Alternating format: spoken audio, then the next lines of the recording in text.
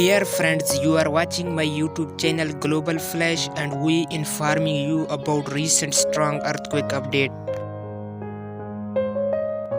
Just 15 minutes ago, a 5.6 magnitude earthquake struck near routing southeast Indonesia.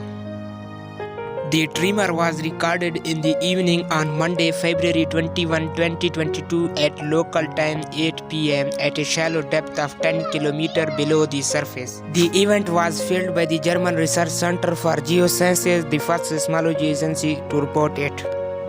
Based on the preliminary seismic data, the quake was probably felt by many people in the area of the epicenter. It should not have caused significant damage other than objects falling from shelves.